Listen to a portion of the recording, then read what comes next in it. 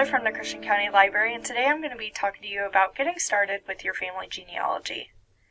So first of all, we're going to go through some free websites, some paid websites, and just kind of some of the stuff that you need to be aware of when you're starting out with your genealogy. And then later on in the program, we're going to talk about how to actually get started with your genealogy and take you through some examples for finding records. So like I said, first of all, we're going to look at some free websites for researching your family genealogy. And the first one we're going to look at today is FamilySearch.org. It's ran by the Church of the Latter-day Saints, and it's completely free to make an account. You can view almost all their records for free from home. And the records that you can't view for free from home, you can view for free at a family research center. So it's usually your local library. There's other areas that can have access to these records, but most of the records are unlocked and you can view for free from home. So this is what the homepage looks like once you make an account. I've made just like a small kind of demo account here to show you today. And I've built just a very basic family tree to kind of show you how it works. So on your homepage here, it'll show different things. Usually it shows you recommended tasks, and it'll show you kind of some people you might want to add and some hints that you might have for your family tree if you've added one. So they have a really cool family tree feature, and you'll just go up here and click family tree, and it'll take it a minute to load here. And once you input some of your information, it'll show you your family tree. So I put a bunch of dashes to protect the privacy of living people here. But this is kind of what your tree will look like. It'll start with you and then build out. Now, FamilySearch does this really cool thing where if someone's already in their database, it will connect you to all the information they have on them. Now, this is both really great and really terrible. The information it connects you with might not always be right. It's all crowdsourced. So anyone can put this information on there. It kind of messes up your family tree if someone starts inputting bad data without knowing. It changes that within your family tree. It can get kind of messy very quick, but it's nice sometimes. I tend to just plug my people in so I'll get hints for it. And then I don't pay too much attention to it. I keep my family tree somewhere else.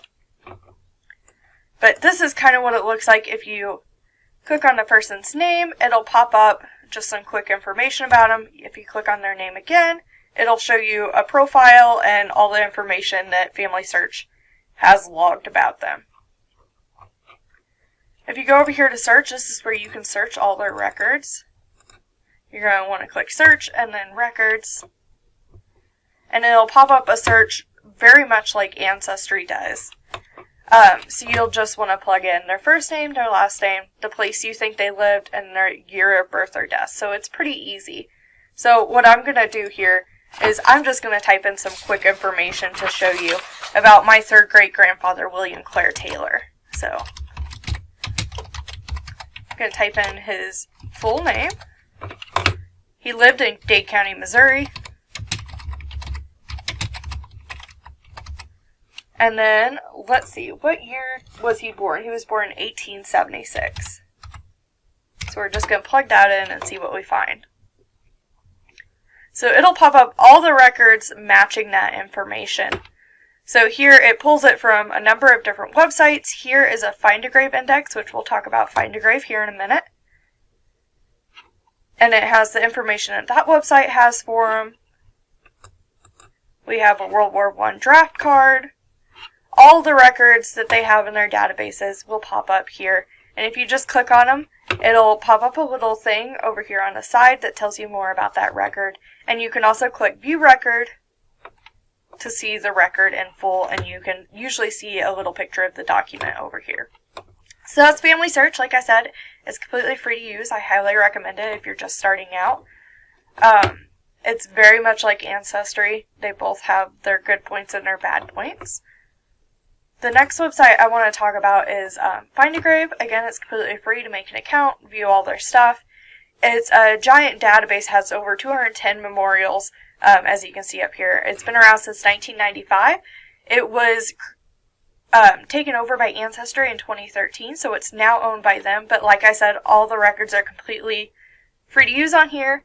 It is crowdsourced, so it's pulling information from everywhere, from all these people. It doesn't vet them first, so the information, again, might be wrong, but it's a really good place to look for where your ancestors buried, or pictures of their tombstones if you can't go out to the grave and stuff. So I'll show you William Clare Taylor again here. It has a search bar just like all the other websites. Type in his name. He's buried in Dadeville, Dade County. We're going to hit search. So here it is. It will pop up a list of people that match your search bar here. I tend to do, unless I know how they're entered in, I do less information. So if I was searching for him for the first time, I might just put William Taylor and then like Dade County. But since I knew all this information was on his page, I just typed it all in and I got fewer results. So you just click on his name here, and it usually will show a picture of their tombstone. You can view the photos that Find a Grave has here. Anyone can upload these photos. Usually they're photos of the grave. Sometimes they have photos of the people. It'll tell who they were added by, and then sometimes it'll have a little description here. So that's really cool if you can't always get out to their grave to look at. Usually it'll have information about their birth, their death, their burial, as in what cemetery they're buried in. Sometimes it'll give a date. It has their memorial ID, which is unique to each Find a Grave memorial. It helps you find them within the website if you save their memorial ID. You can share the record, suggest edits if you see information that's wrong, or you want to add additional information. This sends a little notice to the person taking care of the account, and they'll usually get approved within about a week. Usually it'll have a little description down here. This can sometimes be an obituary. Sometimes it just tells you a little bit more about the person, and sometimes it's blank. Usually there's family members attached, and this can be a good place to go if you're kind of stuck and you want to know who their parents might be. Like I said, this information isn't always right. It's often missing people. It's usually just the people that are located in the same cemetery as them, but it's a good place to check. And then down here, it also has any flowers left by people. Flowers, you can leave them kind of virtually instead of going to the grave and leaving flowers, and you can write a nice message about them. You can also, on Find a Grave, contribute, and that's where you're transcribing what's on the tombstones, and you're going out and taking pictures of tombstones, stuff like that. It's a lot of fun. It's kind of like a big scavenger hunt. So that's Find a Grave. That's one of my favorite sites for free research, just because it's so easy to find things on. Let me see what's... The next one is Missouri Secretary of State's website. Okay, so the third free website I want to show you is Missouri Digital Heritage. It's on the Missouri Secretary of State's website.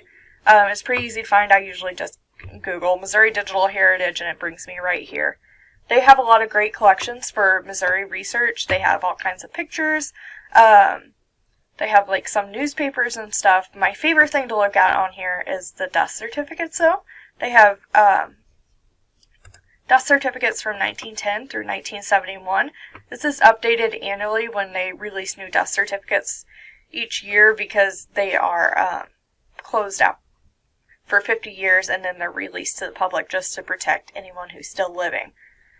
So it's really easy to search on here. You just search by last name, first name, and then put the year they died and the county they died in. They also have some pre-1910 birth and death certificates. These are kind of a shot in the dark. Sometimes you'll find them, sometimes you won't. But it's a good place to check if you have anyone pre-1910. I don't know if I said this already, but it's 1910 because death certificates weren't standardized in Missouri until 1910. Each state kind of had a varying date in the early 1900s for when they started standardizing death certificates. But Missouri has them all online, so they're super easy to find and look at. And I highly recommend you go into Missouri Digital Heritage and just kind of roaming around our collections and seeing what they have to offer. So these are some of my favorite free websites, but now we're going to talk about just a few paid websites and kind of what they have to offer. So Ancestry is a big paid website. They have tons and tons of records, and luckily, if you don't want to pay for it, they're usually available through your local library. Here at Christian County, we have them. You can access all their records for free, but you have to be in a branch to access them. So during COVID, you were allowed to access them from home. Ancestry had kind of opened it up to everyone, but now we went back, unfortunately, to where you have to be in branch. You don't have to be on one of our computers, but you have to be on our Wi-Fi to be able to access them. If you're not interested in doing that, of course, you can pay for Ancestry, and then there's also another thing. Let me pull it up here. It's on our research tab here, and it's called Heritage Quest. So Heritage Quest is a lot by Ancestry. A lot like Ancestry. It's ran by Ancestry. Has a lot of overlapping collections in it, and Heritage Quest you can actually view from home at any time using your library card. So you can search the Census Records. You can search some different war records. You can search different directories and stuff. Just kind of some basic stuff, but it's really nice since you can view it from home. Some other free websites that are kind of like Ancestry are Find My Past. I haven't personally used this one, but I know people who have, and they have a lot of luck with it. My Heritage is also a lot like Ancestry. It's got some kind of cool, unique photo tools. If you're retouching your old family photos and stuff, you can colorize them and everything through My Heritage. And of course, they have a vast collection of records. They have their own little family tree builder and all that. So those are kind of some of your paid website options. There's honestly a dozen out there. You kind of just have to research it and decide what works best for you, who has the records that you're needing to look at. So like I said, the library has Ancestry and some other resources available for free online. You just go to our website, which is christiancountylibrary.org, and then you go to the research tab over here. And then you'll go down to Genealogy and click it. And this has our genealogy resources. We have America's Genealogy Bank, which has newspapers, books, pamphlet, government reports. We have America's Obituary and Death Notices. We have Ancestry, of course. And we also have Heritage Quest. Now, Digital Public Library of America and Reference Solutions are also good to check, but they're not really strictly genealogy sites. It's more for just kind of books you're looking for and things. Let's see. Okay, so you're also going to want to look at, when you're getting started in your genealogy, you're going to want to use some kind of worksheet or form. So, let me pull up what we have here. So what I usually go to is I go to FamilySearch.org. They have a Wikipedia page for genealogy research forms. So what I usually do is I just Google genealogy research forms, FamilySearch, and it'll bring you to this page. On here it has a big collection from like all over the internet of all these different research forms that can help you when documenting the records you find. They have all kinds of census worksheets. I'll pull up one just to show you what it looks like here. So this is for the 1850 census. It shows you the different categories they have, and then you can write in the family that you're researching. You can write in the information that they have on that. So you don't have to go back and try to read the cursive handwriting that's maybe not spelled right and stuff a million times. You can just look at your own handwriting and look at the record real quick. So I really like to use census worksheets for that kind of thing. I'm going to go back to the page we were on before here, but it's going very slow. Let's see.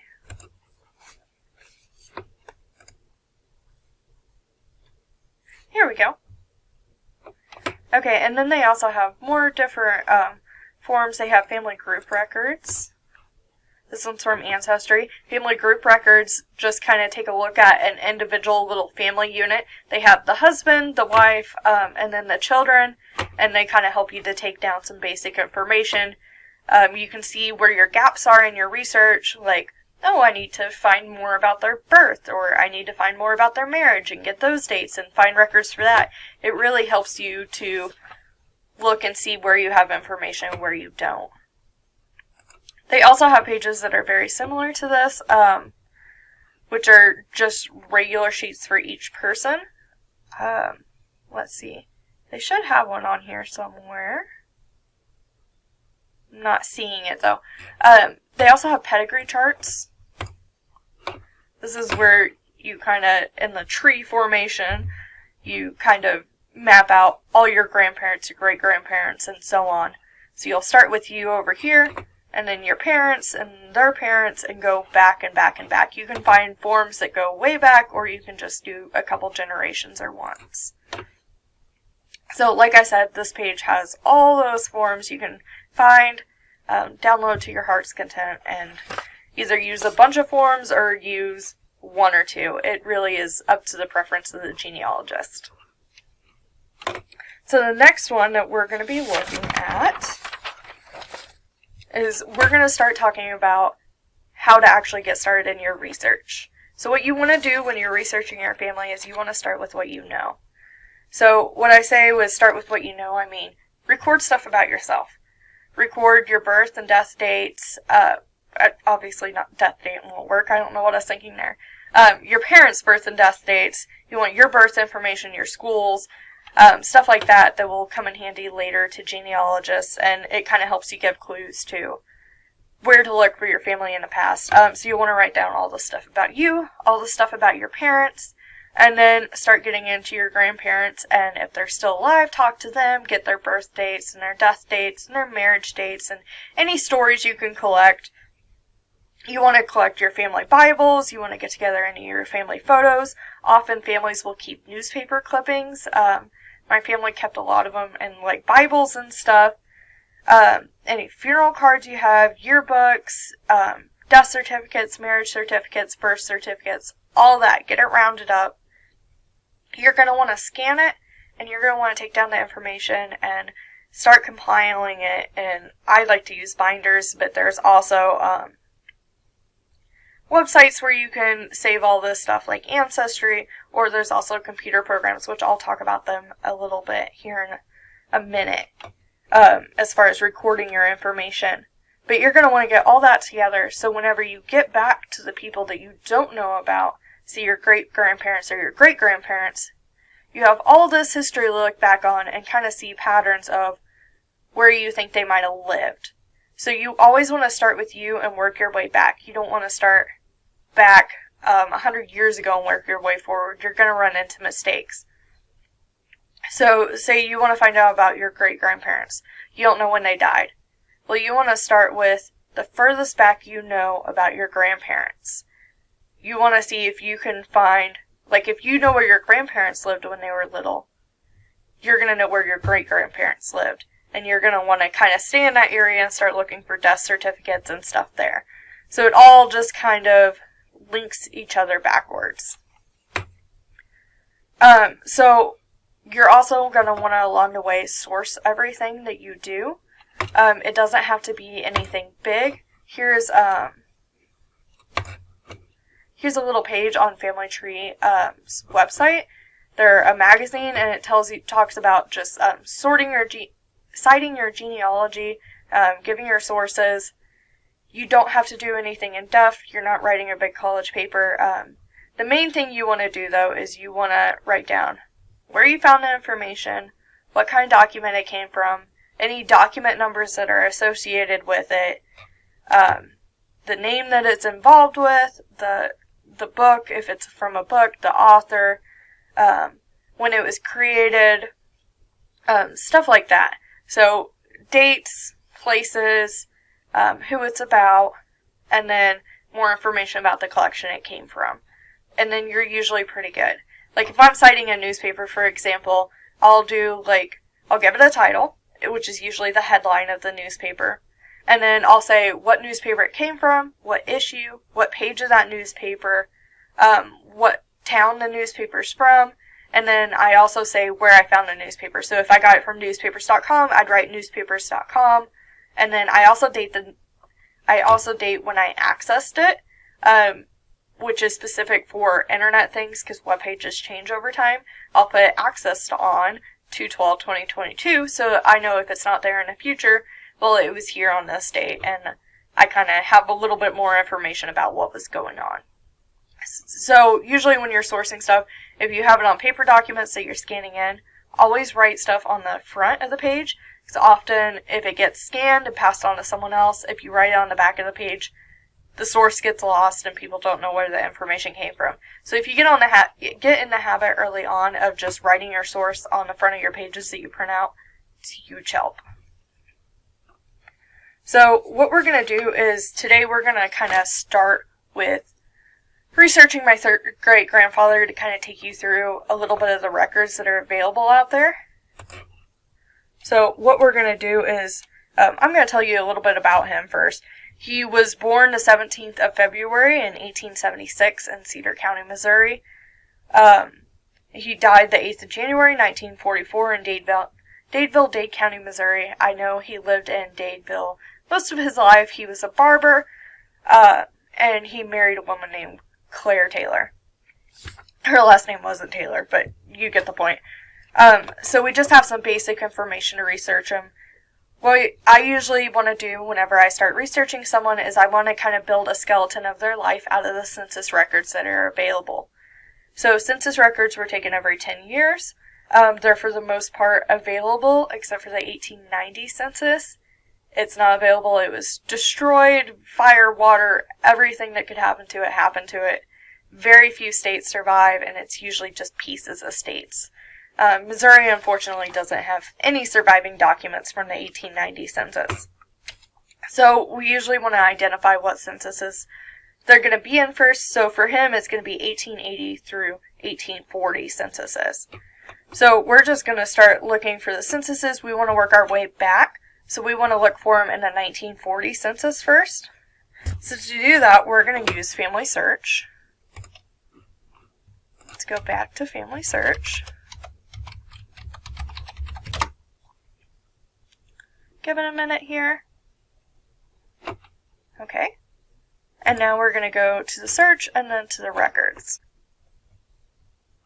And we're just going to type in his name here.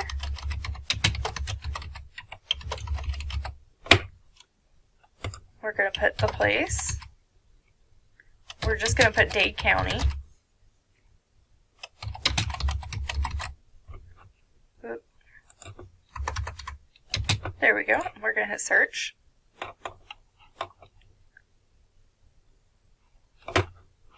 Okay. Now we can narrow it by collection. So I just clicked on collection over here. And then we're going to want to go to censuses. So all censuses, collection lists, blah, blah, blah. Apply collection filter.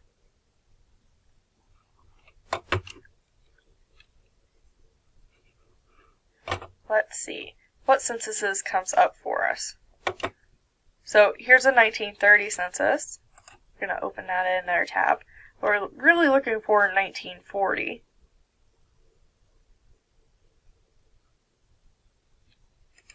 Here we go. So you can see with this information right here, it shows Claire Taylor, which Claire was his middle name. Usually when you're looking for documents, you'll find it with their first name, their middle name, some name that doesn't have anything to do with their actual name if they're from my family, or just their initials, something like that. But you can usually tell by looking at their spouse over here, since his spouse was Claire Taylor.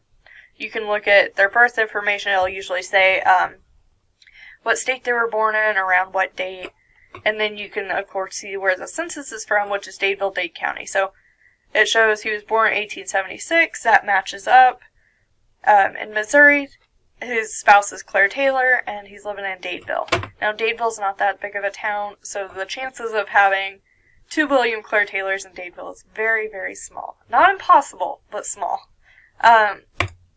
So I pulled up that 1940 census over here, and let's take a look at kind of the information that it gives you. So FamilySearch indexes the information, which just means they pull the information certain information from it and type it out for you, and it's searchable. Not all the information on the record is, though, so you're going to want to click on this picture over here and take a look at it. It also tells you the people who are in the household here. So you have his wife, Claire Taylor. She's female, and she's 60 years old. She was born in Missouri. And then you also have Treasel Bennett, who is a grandson, who's 12 and was born in Missouri as well. Now over here it has Cite This Record, which basically you can just copy and paste this and add this to your records, and then you don't have to write out the source citation at all. And that's super nice. Most websites have something like that, but not all of them. If you click on this record right here, it'll load up an image of it.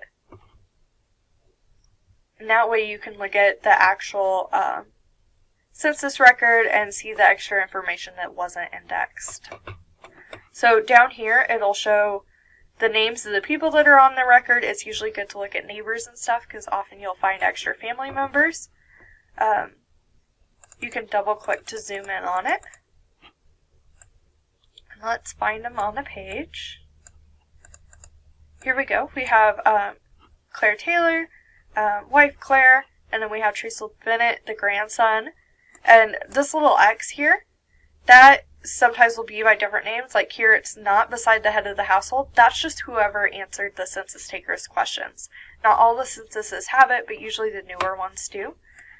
Over here will be what road they live on. If you're in the country, a lot of times it won't add a road. But as you get to newer censuses, it usually will have a road on them. It says if they're the head of the household, and then how they relate to the head of the household. Sometimes they don't relate, and it'll say something like boarder or something like that, or housemaid. Then it has more information about them. This is their gender.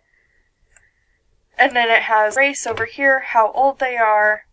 It has whether they're married or single, or it also lists if they're widowed. It has the state they were born in.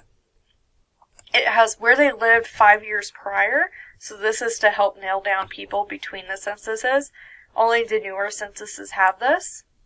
And then if you go on down, it also tells about what they did for a living. So this tells us that William Clare was a barbershop owner. There's a lot more information on here. You kind of have to scroll back up to the top, or you can look down here and it'll usually give you the headings for it.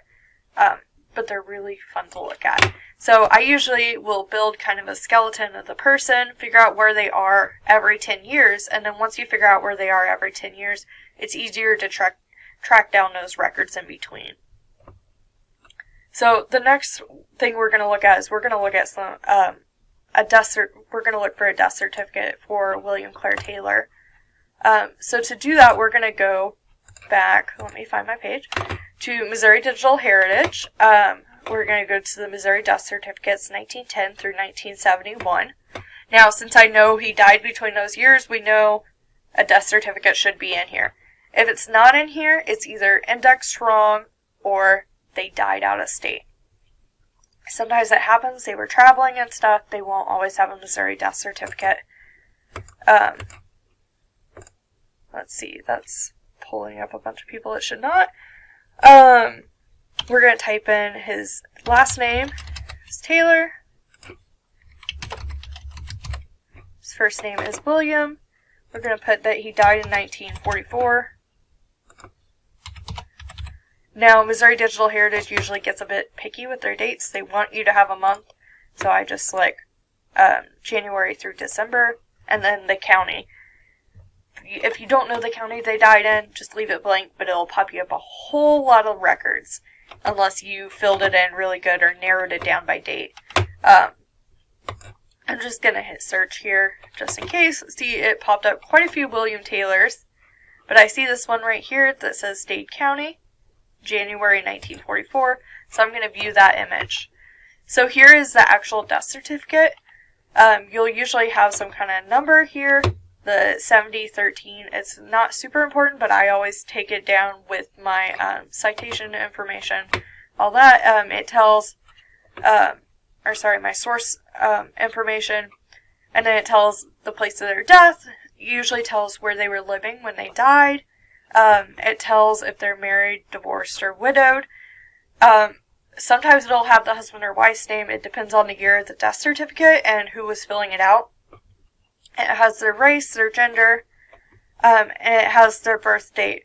Now, depending on who gave the information for the death certificate, they're not always correct. So you really want to look at who gave the information, which it'll say, let's see, it'll say somewhere down here, the informant was Clara Taylor.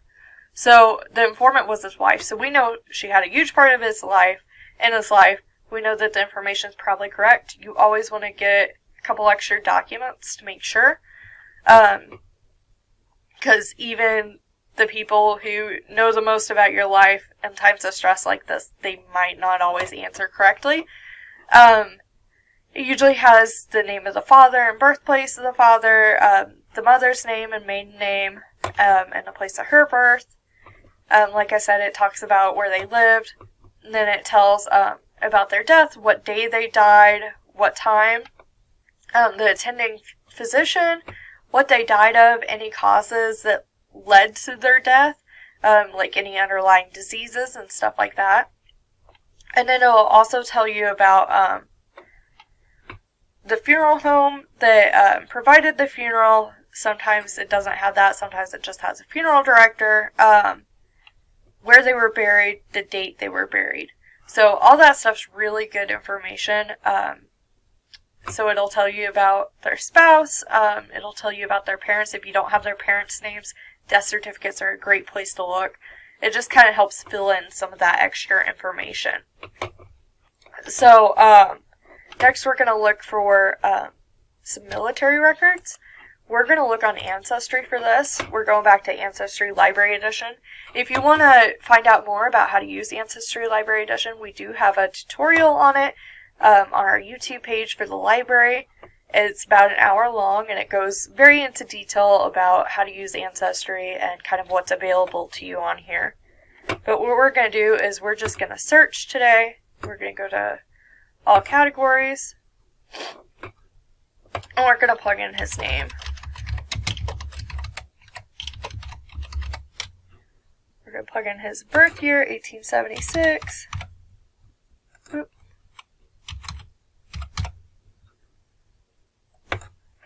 And then we're going to say he lived in Dade County, so we're just going to put Dade County, Missouri.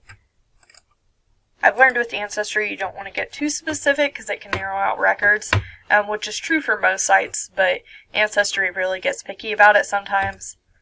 We're going to search. Let's see, and then we want to narrow it down by military, so we'll click on military over here. And then over here, it has all the records that come up matching his information. So this first one here is has his name, William Clare Taylor. His wife is Clara Taylor. He was born 1875. That's kind of off, but it has the 17th of February, so that's right. So it's probably just some confusion there. And he's living in Dade County, so all that information is correct. We know that that's probably him. We're going to click on this record here. It tells you basically the same information over here, but if you click up here, it actually shows you a picture of the record. So World War I and World War II draft cards are amazing. They give you a good look at the people and kind of rough descriptions of what they looked like if you don't have any pictures of them. So they're really cool. Even if they didn't serve in a war, they usually have a draft registration card. William Clare Taylor didn't, in fact, end up serving in World War I or World War II, but he still has the card, so like I said, it's cool to look at him at that time. It has his name, his permanent home address, which just says Dadeville, Dade County, has his date of birth, it has his race, it has whether he was born in the United States, it has his present occupation, which at the time was farming. This is before he was a barber. Has his nearest living relative. So this will usually be the spouse. Sometimes it'll be a sibling. Sometimes a parent. And where they live. And then down here it has their signature. And then it also tells you just very, very rough descriptors of what they look like. He was a medium height. He had medium build. but he had blue eyes and brown hair. So usually the eye color and the hair color is what I care about. The rest is kind of very, very not specific. But blue eyes and brown hair, that helps paint a little bit of a picture at least. And then down here, it'll also tell you, do they have any scars? Do they have any tattoos? Are they missing any limbs? This is the really cool stuff that I like to look at. Generally, I don't have anything, but occasionally you'll find some, like, odd stuff that you wouldn't have known. I have another grandfather whose World War II draft registration card actually mentions him missing a toe, which I would have never known about without that draft registration card. And I was actually able to verify that through some other living relatives, and it brought up a lot of funny stories. So that was really cool to find out. So you'll find just odd stuff in here. They're good to check. Like I said, this is usually a pretty basic record. If your ancestor actually served in the military, you can find a whole lot more. But this is just kind of low-hanging fruit, easy stuff to pick off at first, and kind of nail some dates down of where your ancestor was and who they were. Another thing you're going to want to look at a lot of the times whenever you get started in your genealogy is family histories. Again, it's kind of like crowdsourced information on the internet. Just because it's published in a book doesn't mean it's always true. If they have any sources mentioned, you'll definitely want to check that.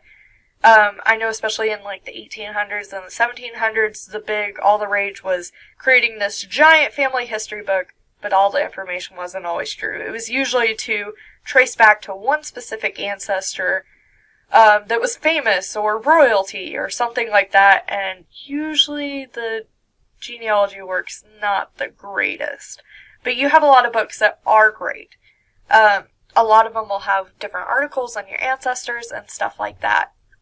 So what I usually do to look for that stuff is I just go to our Cool Cat catalog.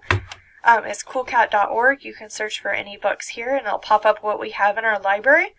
If you need any help, you can always call us here at the front desk at Ozark or any of our other branches and we can help you out. If we don't have it at the library here, we can usually order it from somewhere else. So if you're wanting to look for something, let me just type in a random letter here so I can get it to pull up. You can search our Mobius catalog, which is other Missouri libraries that we can order things from. So you'll just want to type something in, so it'll pop up this little bar up here, and you're going to search Mobius. It'll take you to a different web page. And then here you have another search bar where you can search for whatever you're looking for. So if I'm looking for a book on my family history, I'll usually just type in the last name, and then if that gives me way too many results, I will type in the last name and like maybe the state they lived or the county they lived in. So another thing I really like to check is newspapers. There's a couple different options for looking at newspapers for free. You have newspapers.com, which is a paid site. Definitely worth paying for in my opinion, but that's not the option for everyone. They also have Chronicling America is a government site ran by the Library of Congress, and they have newspapers from all over the country, a whole range of different times. Missouri also has a really great newspaper archive online that's free to use, ran by the State Historical Society. It's called the Missouri Digital Newspaper Project. This is the web page right here. So you can click View Digital Newspapers. It will take you to a list of different titles. So here we're actually going to Control F and we're going to search for Dade County.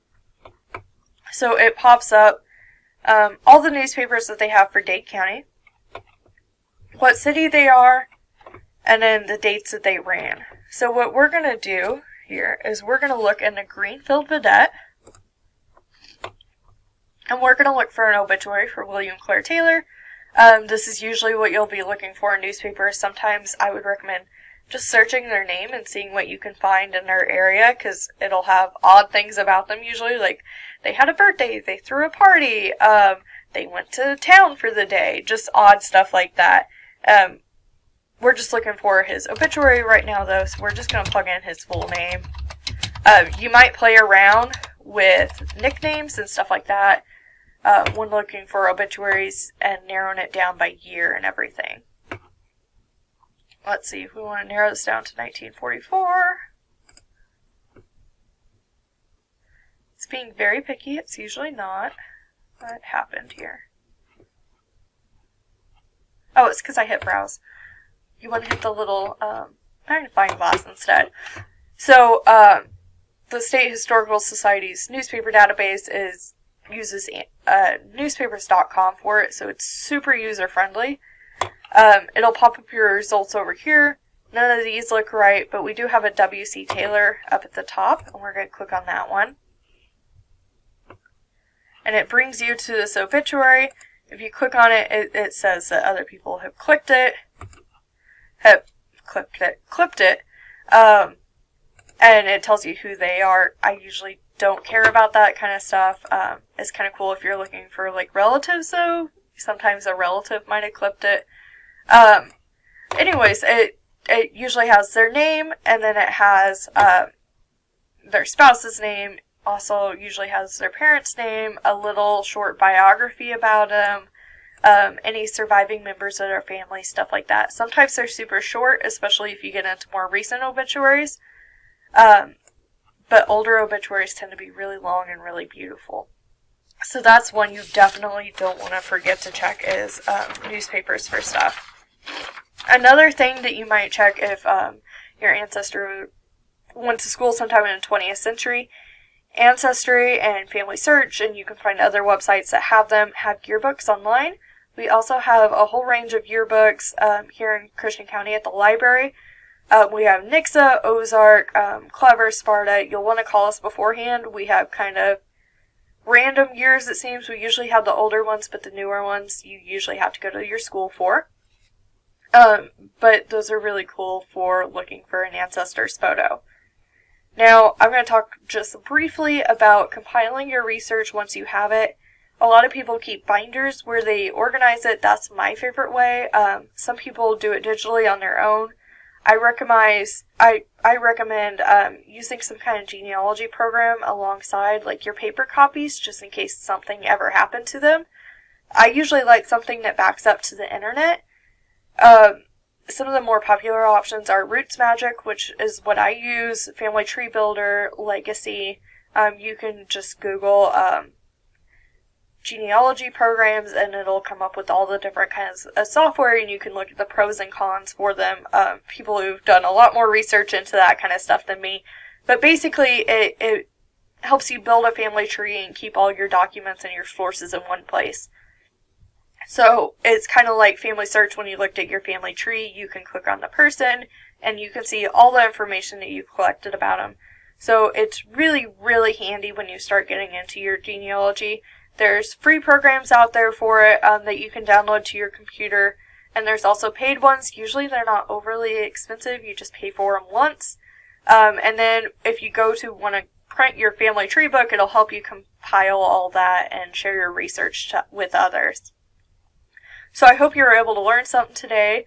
Like I said, if you guys have any questions, feel free to call us here at the library. We can always help you out anytime. And yeah, that's some of the free and some of the paid resources and how to get started in your family genealogy. So thanks!